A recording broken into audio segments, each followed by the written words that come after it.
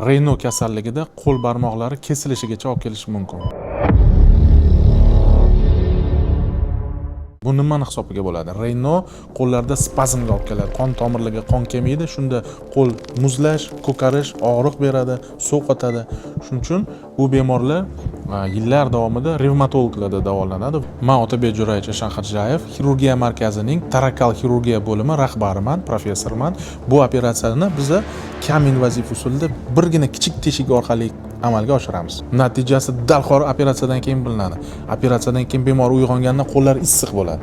O'zi ishonmaydi bemor. "Voy, qo'limiz isib ketdi, qizib ketdi" deydi. Sabab qon aylanishi yaxshilanadi. Bir xil bemorlar juda ham kech murojaat qiladi. O'sha barmoqlari qorayib ketib, chirib ketib, o'sha kesish darajasigacha keladi. Albatta, bu bemorlarga biz operatsiyamizni qilamiz. Qo'llari isiydi. Shu qon aylanishi yaxshilangani hisobiga yaralari ham bitishi yaxshilanadi. Agar sizga Raynaud diagnozi qo'yilgan bo'lsa, Instagram profilimizdagi aktualniy storiesga kirib, do-после rezultatlarini ko'rishingiz mumkin.